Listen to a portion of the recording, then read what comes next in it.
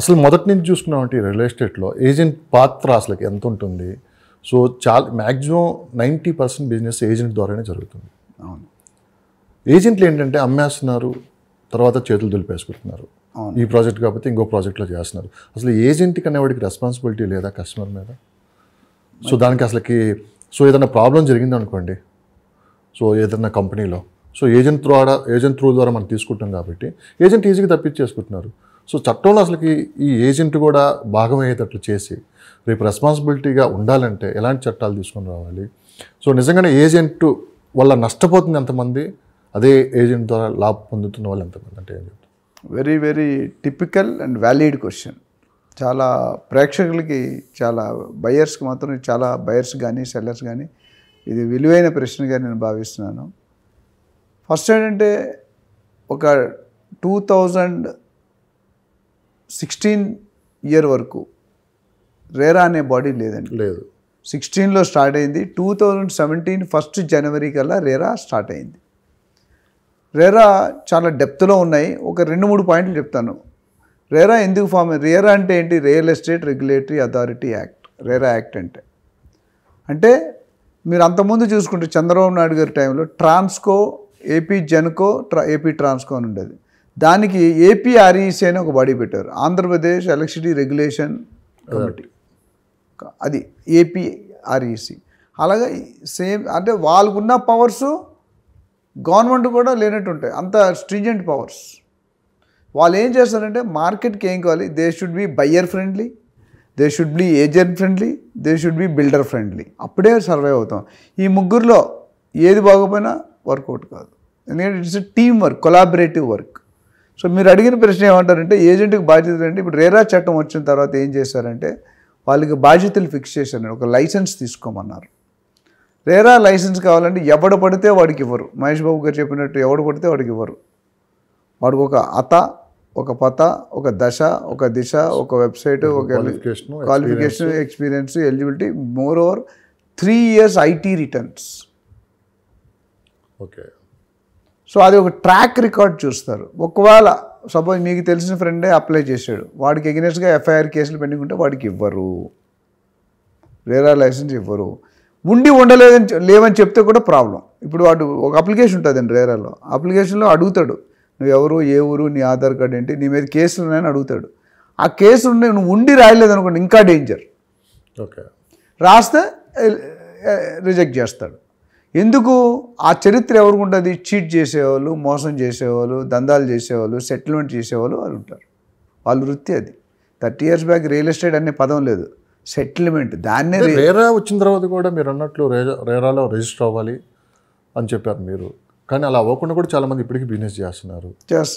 So మరి వీళ్ళ అది నేను 100% ఏజెంట్స్ తప్పనండి. ఎందుకంటే గవర్నమెంట్ దగ్గర నుండి కూడా ఇనిషియేటివ్ లేదండి. రేరాని తొక్కుపెట్టేశారు. రేరా పర్ఫామ్ చేయాల్సిన విధిగా పర్ఫామ్. ఇప్పుడు నేను నా ప్రశ్న ఏంటంటే ఏజెంట్ అనేవాడు అమ్మేస్తున్నాడు, ఈజీగా వెళ్ళిపోతున్నాడు వాడు కమిషన్ అది తీసుకొని. సో రేపు కస్టమర్ నుండి ఏజెంట్ చూసే కొంటున్నాడు. ఇక్కడ ఏజెంట్ ప్లస్ ఒక 30% కంపెనీ గుడ్ విల్ చూసి కొంటారు.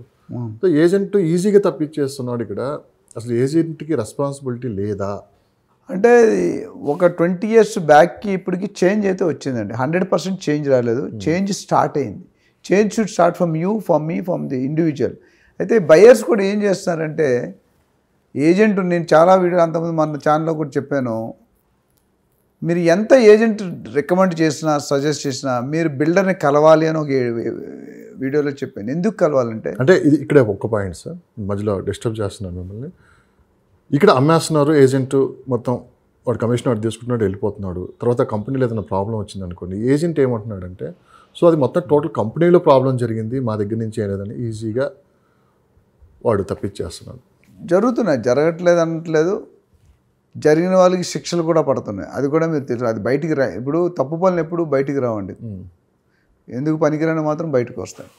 సో దీనికి నా క్వశ్చన్ ఏంటంటే ఏజెంట్కి ఉన్న రెస్పాన్సిబిలిటీస్ ఏంటంటే మీరు అర్థం చేసుకోరు. యాజ్ ఏ బయర్, మీరే బయర్ 2 కోట్లు పెట్టుకోండి. ఏజెంట్ ప్రాపర్టీ కాదండి, వాడిని భారం చేయడం తప్పు. ఏజెంట్ ఏంటంటే identification of a property, location, doing the site visit, getting connected to the owner or builder, అది వాడు రోల్. వాడు లీగల్గా సర్టిఫై చేసే అథారిటీ లేదండి. అంటే మీరు చెప్పేది ఏజెంట్ని ఏజెంట్లానే చూడాలి, ఆ ఏజెంట్ని ఓనర్లా చూడకూడదు. ఎగ్జాక్ట్లీ. ఎందుకంటే మీరు ఓనర్ కానప్పుడు నేను ఓనర్ నువ్వు అనుకుంటే నీ కర్మ అది.